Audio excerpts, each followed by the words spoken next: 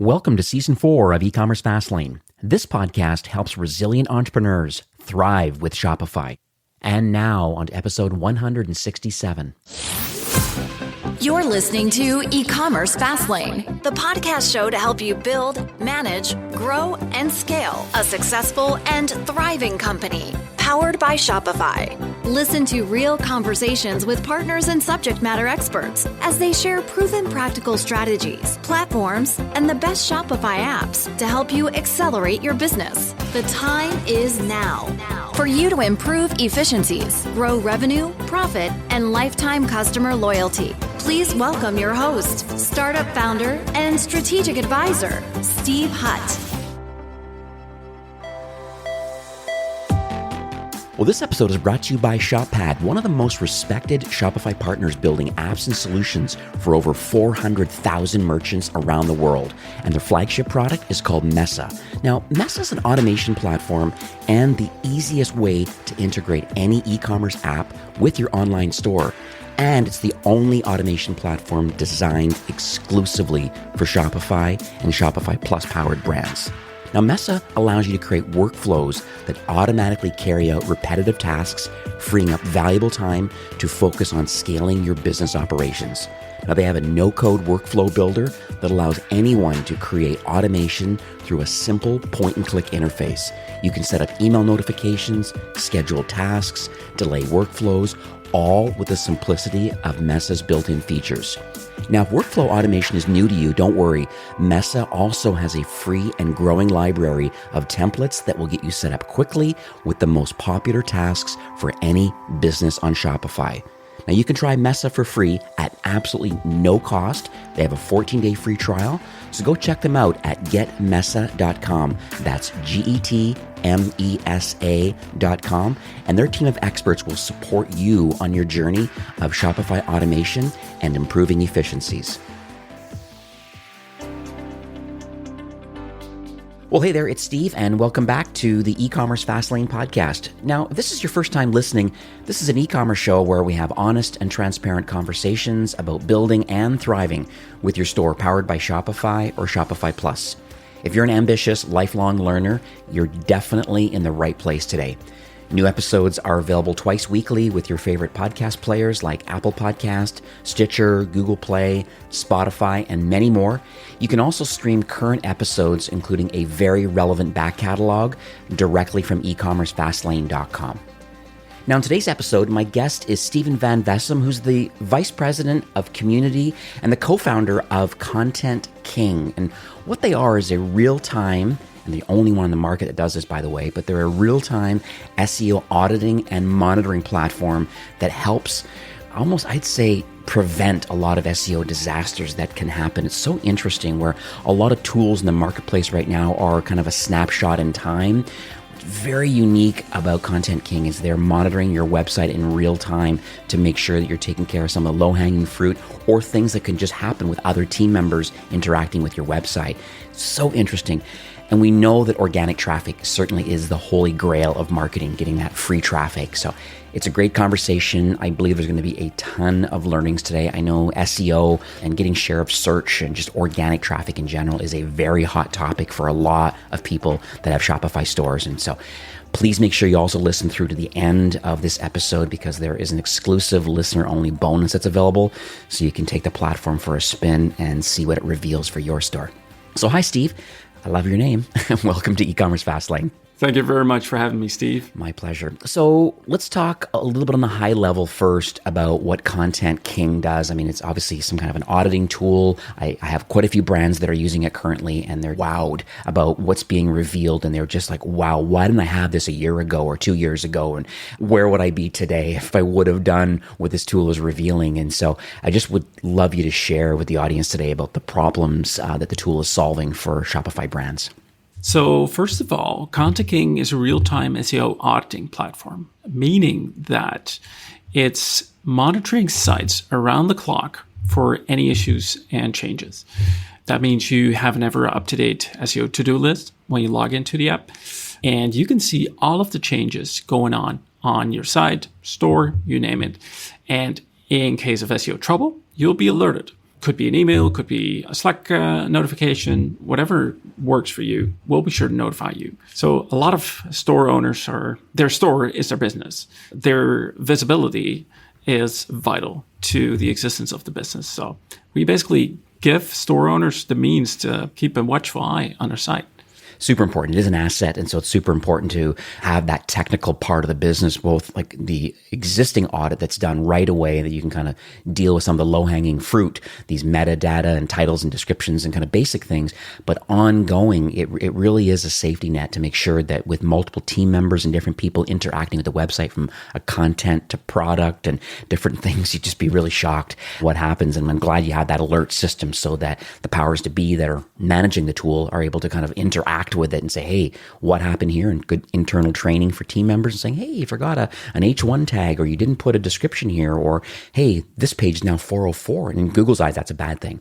So thank you so much for sharing that. I love having the up-to-date SEO list of things, not just what happened a month ago when you did an audit from some other tool that's out there. This is ongoing, like right away, and you can see progress over time, which I love. Exactly. And these stores they're work in progress. SEO is never done, and people are continually working on the store. So it only makes sense to have SEO tooling that aligns with that nature.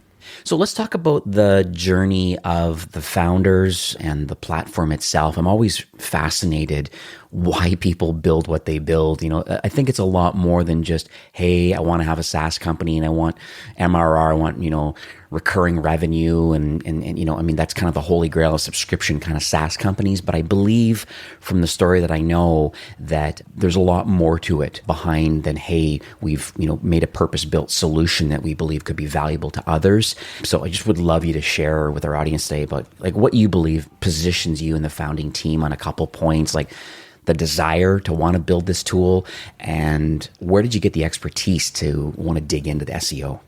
We ran a digital marketing agency before we founded Content King. So Content King was founded in 2015, and we ran a digital marketing agency from 2008 until 2015. And I was heading up the SEO team.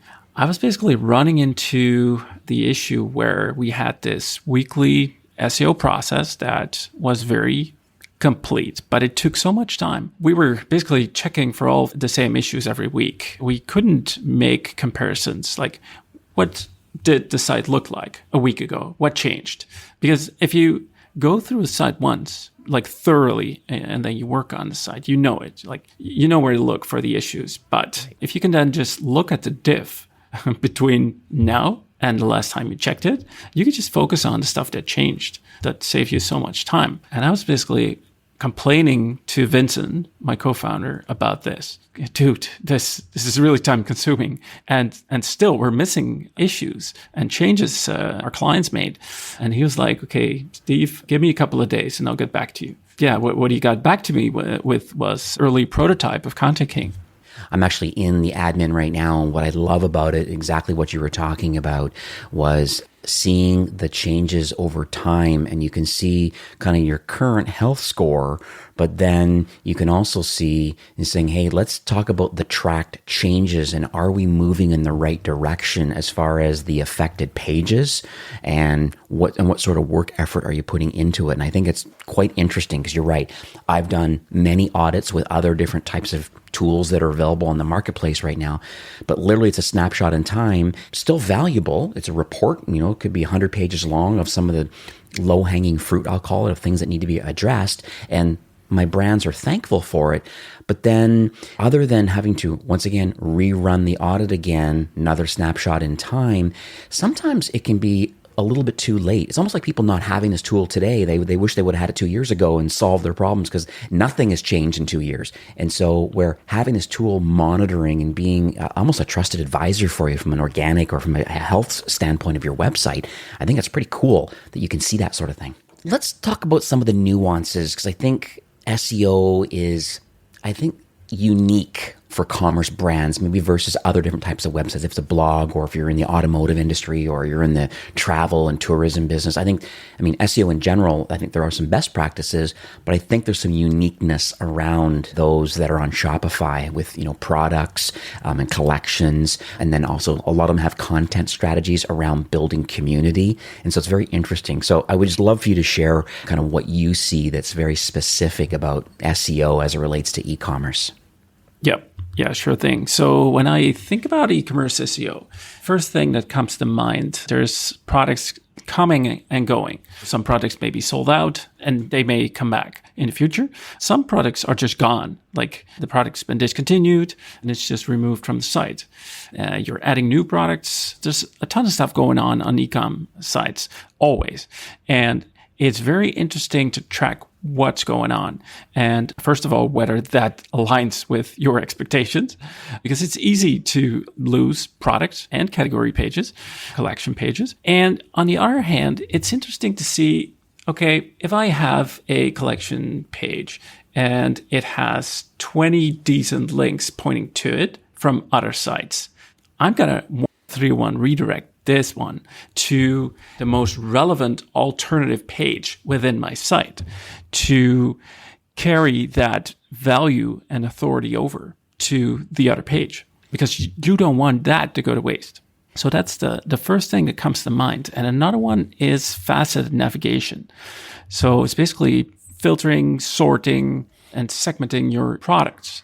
It's immensely useful for users, because if you're looking for, Adidas sneakers for men for a certain size and certain color, you can quickly find the shoes you're looking for. But for search engines, that can become tricky, because if your faceted navigation is crawlable, indexable, you potentially create loads and loads of other new URLs on the site. That could lead to something that's called a crawl trap, where search engines are basically focusing on crawling the wrong things.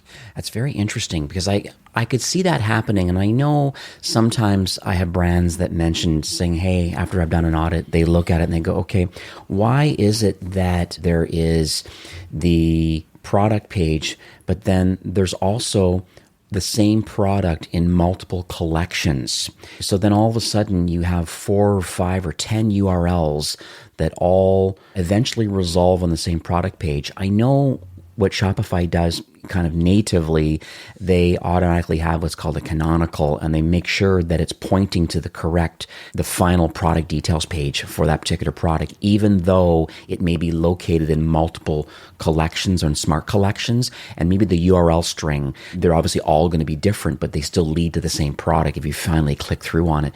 So that's interesting nuance that Shopify has, but I know that they have definitely resolving that. What your tool does and others is that it notifies the site user and says, hey, just so you know, you're using the exact same title and description, and we feel that there's some duplicate content issues going on here. The reality is that really duplicate content if the canonical is pointing to the correct product details page, but the same products are in multiple collections, potentially using the same title? Yeah, so from an SEO point of view, that's not duplicate content. Content King wouldn't flag that. But say if you hadn't set up those canonicals, or if you're running on a different platform that doesn't support that, that would be duplicate content. And that wouldn't be good, because potentially, Google would be looking at all those pages and be like, okay, so which one should I rank? Which one should I choose? And the pages kind of end up competing with one another. Well, you have your hands full with the competition. You're also fighting an internal battle. So let's talk a little bit about some of the issues that the Content King platform can identify for Shopify brands. I mean, we've talked on a high level a little bit about the fact that, hey, we monitor your website 24 hours a day, 7 days a week, and you get alerts. We do an initial kind of crawl and reveal a lot of things, which we'll talk about in a second. And then there's the ongoing alert system of things that have uncovered itself since the initial 24-hour period. Maybe you can just kind of go through some of the high-level ones that the listeners could see that could be important to them in their store that this tool will reveal. Yeah, sure thing, Steve. So first of all, broken links. Like every site probably has broken links. The same goes for Shopify stores. So easily identifying broken links, like where's the link from? Where should I fix it? That's something that you'll find in most stores. So that's a bit of a no-brainer. Another one is links to redirected pages. So for instance, if you have page A that's redirecting to page B, but you link to page A, you're introducing a bit of latency to a user's experience on the site. So you're going to want to cut out that redirect and just update the link to point to page B directly. So that's two things that come to mind when we're thinking about links. But another one is zooming in on page titles, headings, and meta descriptions. So page title is obviously a very important ranking factor in Google. So you want to make sure that all of your important keywords are in there, but you also want to make sure that it's unique and that it's long enough and not too long, because often it's shown by Google in the search results. The meta description is often being rewritten by Google. While it's being rewritten, doesn't mean that it's not important. For some pages, it gets rewritten like 50% of the time. Other times, it's a little less. But it's basically your elevator pitch to users. So I would always craft it around the primary query that I'm targeting with a page. Those are kind of like the basics. And then when you move beyond that, you could look at things like, hey, Content King's found X thousand pages, but only a small set of them are indexable. How is it finding all of the other ones? Could it be that I'm linking to a lot of non-indexable pages? Maybe those links should be pointing elsewhere to indexable pages, the pages that you want to rank for.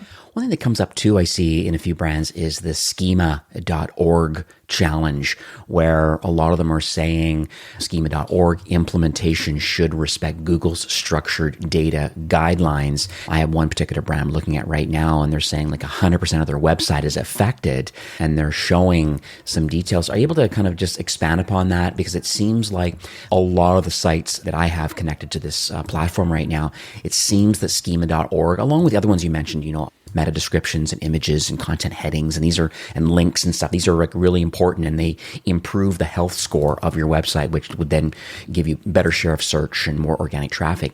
But the schema part of it, are you able to expand a little bit on like what does that mean? And then what's the scalable workaround to be schema compliant so that your tool is not saying 100% of your website is not schema.org compliant? Schema, it adds context to machines as to what they're looking at. So, for instance, you could tell machines that, like Google, that they're looking at a product page or a category page or a review page and so on. So you're basically providing them with very clear context as to the content that they're going through. And in particular for e-com brands, schema is useful to tell search engines, hey, these are product pages and they have reviews. Here are the reviews. Because oftentimes Google will show those reviews in the search results. It enables you to stand out much more than results that don't have those stars in the SERP results.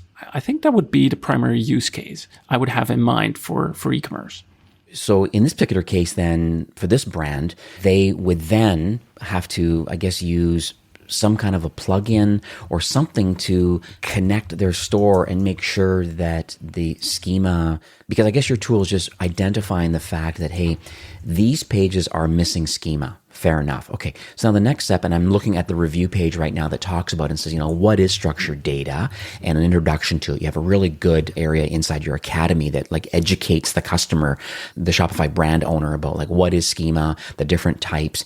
Then we have to talk about, well, like how do you implement it? And then so there are some ways of how you can do through JavaScript and this micro data they call it. And so it sounds like there's some opportunity here of how you activate the schema on a Shopify store. It looks like you have some code here that you could, what the JSON LD looks like. And, or maybe there's even some, like a plugin or a I've even seen in the Shopify App Store, a one-off charge to make your store schema compliant, so it's pulling in all the things it needs so that the website is ready, so that when Google does crawl it, you check it and you go, no, you are schema compliant. And then when Google recrawls it, you're right, the stars for the reviews. It could be pricing, it could be availability. There's so many things that schema is available. So maybe you can just kind of expand upon, hey, here's the schema problem. How do we fix it? You can implement schema by hand, but if you're not intimately familiar with JSON LD, I wouldn't do that. There are two good Shopify apps that come to mind. One of them is called SEO Manager, and the other one is JSON LD for SEO. And we cover them in our Academy article that you mentioned, Steve. Not sure if we'll give a shout out to the article later, but if you search for Content King and Shopify SEO, you'll find it easily. And it basically details everything that the Shopify platform has to offer, some of the points of improvements, and basically how to tackle those. Overall, I'm very impressed with the platform, and maybe even more with all of the steps that the Shopify team has been making over the last year or so. There's so much going on. I'm always fascinated a little bit about the work effort that goes into maybe implementing a new tool. Everybody agrees for sure, especially the brands I talk to. I get pinged on social media quite a bit about, hey, how do I improve my SEO? How do I get organic traffic? I mean, like I said at the top of the show, it's the holy grail. Like you really want the free traffic. You want to be, in Google's eyes, like the obvious choice. And the only way you become the obvious choice, number one, I guess, is start off with being technically compliant from a Google's perspective. So let's talk a little bit about how you've seen e-commerce brands use the Content King tool right now. And like, have you noticed any workflow that you believe is generating the most impact for these brands? The workflow people use in Content King differs. A lot of our e-commerce customers spend a lot of time in the app fixing issues. They're very hands-on. And the amount of time they spend differs based on whether or not their site is already in a good place or whether there's so much to do. So if it's in a great place, they would be more in management mode to make sure that like everything is going according to plan. All of the changes that Content King's picking up are expected. And of course, there's always room for improvement. You're going to be pushing improvement. You're going to be pushing more content. But say you've got a lot of basic stuff that you still need to work on, like duplicate content, broken links, that kind of stuff. You're going to be spending some more time in the trenches compared to those that are already in a good place. When you receive an alert, I would definitely check as soon as you can what's going on, because these alerts are lifesavers. If you don't get alerts, I would at least start the day by taking a quick peek at the dashboard to see, hey, what's going on? Have pages been added, removed? They been redirected? Maybe we got some server errors, something was up. It's not very likely to happen on the Shopify platform, but yeah, never say never. So I would look at that, and you're based on the issues that Content King flags, you're going to want to make a roadmap of the changes you want to make, and you can just plan those out. I see. And the nice thing too about the tool that I've noticed, like I said, and I mentioned it before, was I just love the fact that it shows up in the corner under issues, you can see the tracked changes. And so you can see the impact of your work as, over time, because it's crawling your site 24 hours a day, 7 days a week, and making sure, has anything changed since the last time we had a peek? And the answer is probably. New issues arrive, things are being resolved, and then you want to go up and to the right, getting a higher health score. I have one brand I'm looking at right now, which is a fairly big brand in the $30 million range. They have a health score of like 859 right now, but they have a lot of things that they need to fix. So here's a $30 million brand that has meta description challenges, links, images, titles. They've got open graph problems. They've got schema problems. Can you run a brand without having perfect SEO? Yes. But imagine the impact that the brand is going to have now that they have access to this tool, and they can resolve a lot of these on-page kind of technical things. And then, as you talked before, transferring the link juice, the domain authority and the ranking values that are coming to certain pages, and making sure they're being redirected to the correct pages so that, it's not being shared amongst pages that aren't important. You want to go to the most important pages. So I think that's great. Let's dig a little more into the platform. I understand there's a lot of connections available. So you basically add your store. It begins that crawl. There's a validation process, which we'll get into in a second.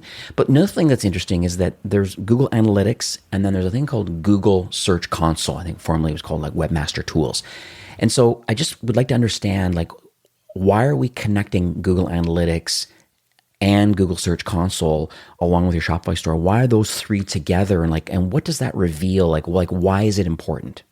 Yeah, that's a good question. So when you integrate Content King with Google Analytics, you can pull in the amount of visitors pages are getting, the value the pages are generating, things like that, like all of the basic metrics that you want to see in Google Analytics. We pull them into Content King. This allows you to kind of tie in SEO to Google Analytics results. And Google Analytics encompasses more than just organic traffic. So you'll see referral traffic as well, direct traffic, all of the traffic sources. And if you look at your site in an SEO vacuum, so to say, you could be losing out on important information. You could have very important pages that generate a lot of revenue, but get very little search traffic. With that Google Analytics connection, you can see that. And we pull in the Google Analytics metrics to calculate the page importance score within Content King as well. So that kind of fuels the algorithm on our end to refine that metric. And when you integrate with Google Search Console, you pull in the amount of clicks, impressions, average CTR, average position. So you're coming to the point where you have like a one big dashboard where everything comes together. And you can set up segments based on the information you're pulling in. So for instance, you could set up a segment for all of the pages that are pulling in more than 1,000 clicks through Google, for instance. So there's a ton of cool stuff you can do once you have that information available. Very cool. So the short answer is do it because you need it, because it's going to give you the necessary insights to really expand more than just kind of the on-page technical things like any old snapshot kind of SEO tool will do. This goes even wider now and says, no, let's talk about clicks. Let's talk about average location. Let's talk about important pages. And so it sounds like it's fueling a lot of your algorithms to give people a roadmap of what they need to do to improve their sites. I think that's great. So let's just say that a brand agrees Content King is for them. They want to give it a spin. They connect their store to the platform. They resolve, let's say, most of the technical issues. They get this metadata and the titles and the schemas and the links, and they get all that kind of organized. They may not do it all in one big swoop, but close enough. They'll be able to go through it and whatever the work effort is to get that done. So do you have any recommended KPIs or business outcomes? We have everything connected now. So we have analytics, Search Console, your Shopify store. It's all connected. I'm just curious about like what does great look like? Yes, we're doing all of this work and our health score is increasing, but how do you know what success is later? Like, does the tool reveal the fact that, hey, your organic reach is going up? Why? We see it in analytics. We can prove it to you in Google Search Console right now, blended into the tool to saying your share of search is going up. Or it's hard sometimes on a podcast to share that with people, but I'm just curious on your end if you think of any KPIs or business outcomes based on the work effort that in fact everything is going in the right direction. When I think about KPIs and sites, there's a couple of things that come to mind. Obviously, you have visits, rankings, but those don't pay the bills. So ultimately, what you're going to look for is conversions. And when we're talking about stores, we're talking about dollars. So hold hard cash. That's the best KPI out there, I would say. If you can't track that, I would go for the next best thing. So like a conversions or page value. And if you don't have that, you kind of go more up, make it more generic, and look at traffic and rankings. Obviously, you have the Content King health score, which is a great way to see like how am I doing compared to, say, a week ago, 2 weeks ago, a month ago, or a couple of months ago, whatever. But you could technically have a very high health score, but not make that much money, because there's more to it than having a great technical platform. You need to have great content. You need to have great products. The whole mix needs to be great. Look at revenue as the primary metric and take it from there. And I've noticed, I'll make sure I share this in the show notes about the Shopify kind of SEO tips that you've updated, I think at June, as of this recording, June 8th, 2021. But it's a very decent guide, almost a definitive guide out there right now about the URL structure and managing redirects and meta and titles and, images and structured data and page speed. And you go through quite a bit here.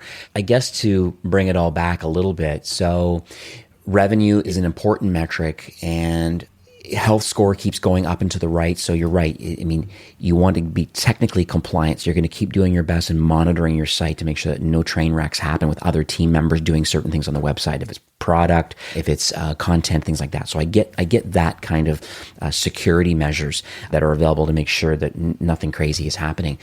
I think it sounds like there could be like a 1-2 punch, so to speak, where this is auditing the health and giving you best practices, based on GA, webmaster tools, or like Search Console and your Shopify store. But it sounds like that there's like an education component about like, well, how do you compare to others in your industry? As say, in search, for example, and then like, who are your competitors? Maybe not the ones you think they are, but who really are your competitors in your space based on the keywords that you rank for. And I know you don't go down that rabbit hole of understanding where you are from a keyword perspective. I think there's other tools to do that sort of thing. We may want to add that to the show notes. So I think it's something that's kind of an interesting side note to saying, hey, who are your competitors? What am I doing today? Are there any shared keywords between myself and my competitors? But are there any missing keywords between myself and my competitors? And if there's missing ones, why is my competitor doing better on these keywords that I believe are also important to me?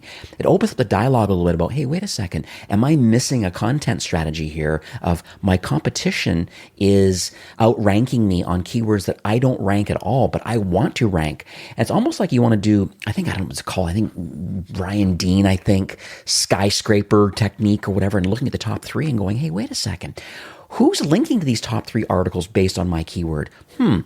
Do I have something that could be more epic? Just would love your feedback on that about, well, great, the tool is managing the SEO component and the health component. The other side is the competition keyword kind of discovery part of developing content to then start ranking for these keywords, to start building your keyword rankings for more keywords.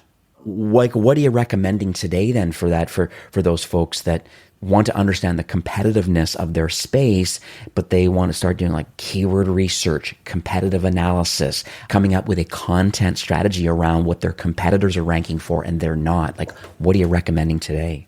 So first of all, it's important and it's interesting to look at what competitors are doing. It's also very easy to get caught up in it and to kind of copy what they are doing, and then turns out it's just not working for you. It's a different business. So be careful about that, but it's totally fine and recommended to draw inspiration from what the competition is doing. And in my agency days, this was always one of the questions we'd ask our prospects, like, who are your top 5 competitors? And in most cases, none of those top 5 competitors were their online competitors. They would name brands that they remembered, that they knew in real life. But if you went online, like, none of them would be really competitors. When picking your competitors, make sure you pick the ones that you're really competing with. And then take a peek at where your search queries overlap and where the gaps lie. So maybe they have certain content around topics that you sell products around. So that could be that when you add that content, you could start ranking for that as well.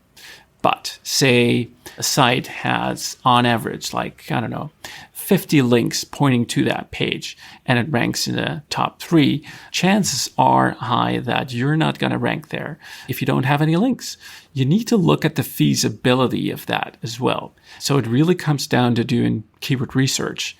Look at the kind of queries that are important to your business, like which ones are your customers using? How much are they using it? How much business potential do they have? Does it align well with the content that you have? So say someone's searching for the best cameras for summer 2021. That doesn't sound like a collection page should come up, and it's not likely that would rank. That sounds more like an idea for a blog article. So you need to look at, okay, what type of content do I need to create to catch that searcher and take them to my site?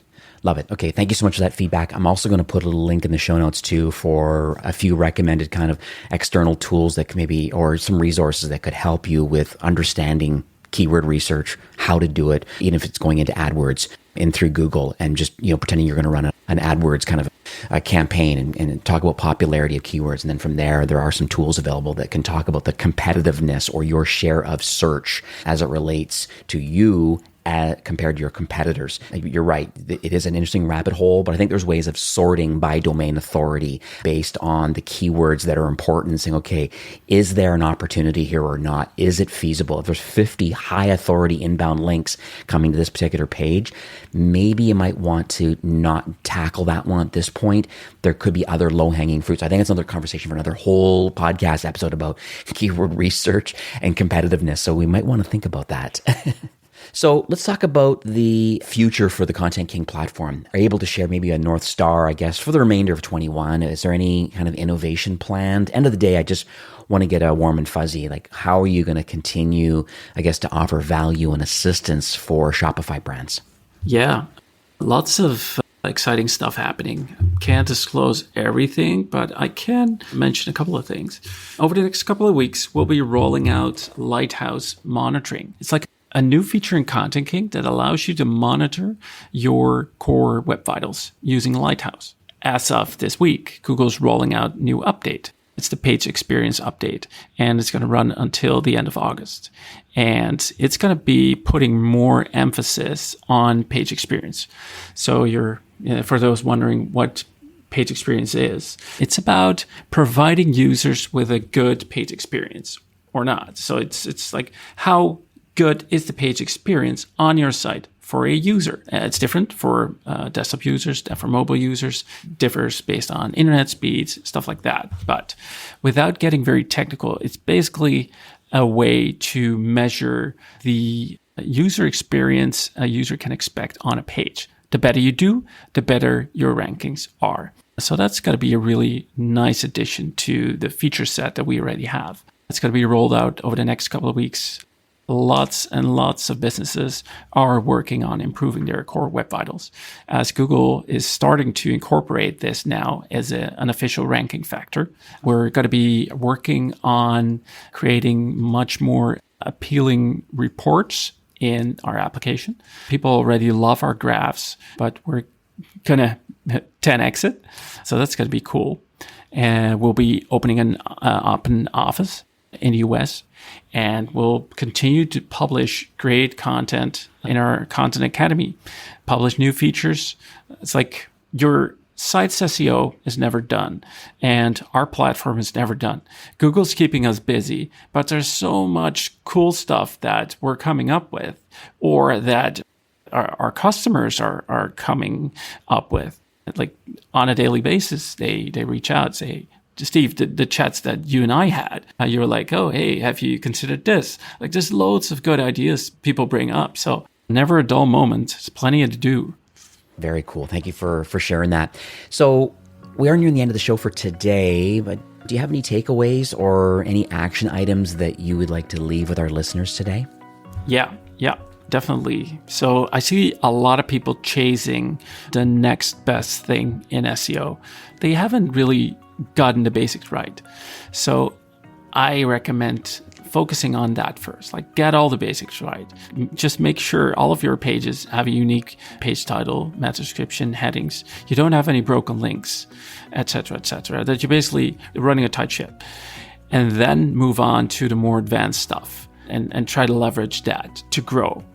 So that's a great place to start from. You have to walk before you can run, right? Then I would look into updating existing content.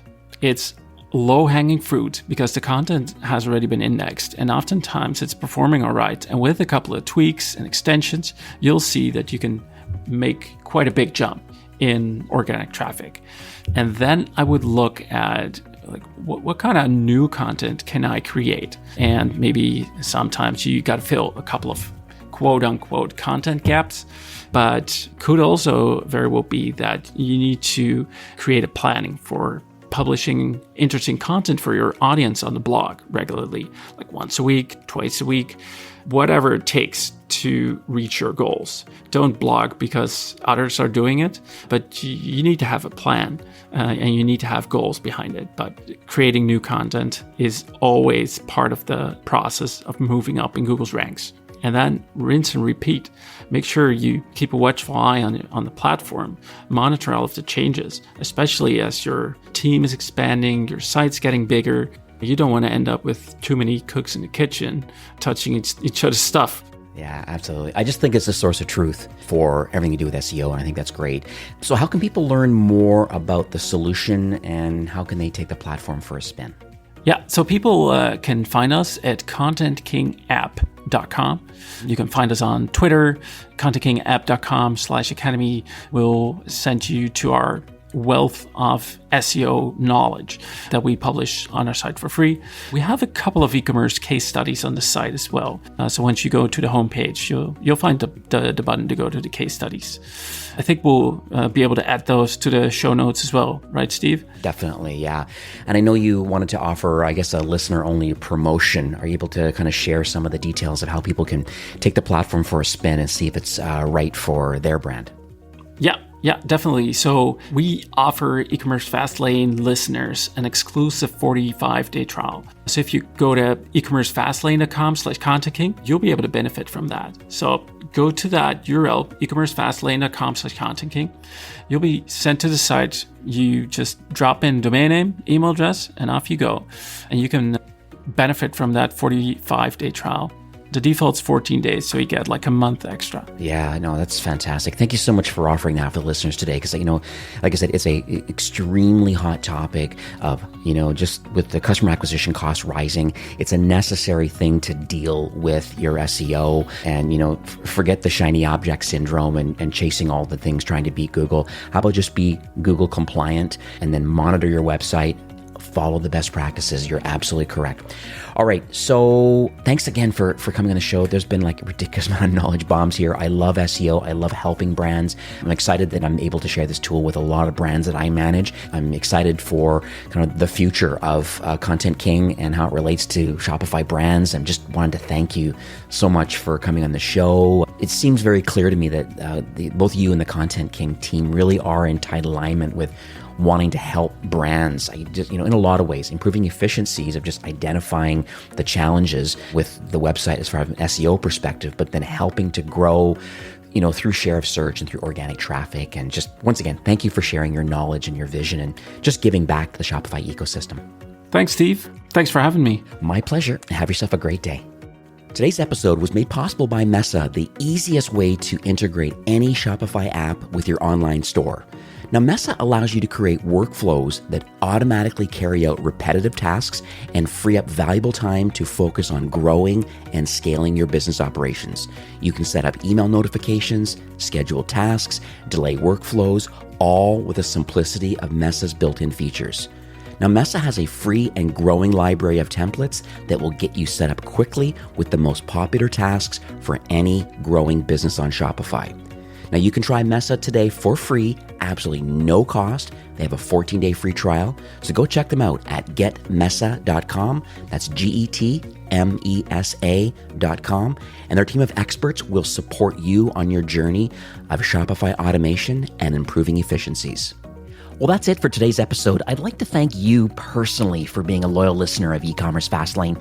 It's my hope that this podcast is offering you a ton of value through growth strategies, tactics, and exclusive insider tips on the best Shopify apps and marketing platforms, all with my personal goal to help you build, manage, grow, and scale a successful and thriving company powered by Shopify. Thanks for investing some time today and listening to the show. I'm so proud and excited that you have a growth mindset and are a constant learner. I truly appreciate you and your entrepreneurial journey. Enjoy the rest of the week and keep thriving with Shopify.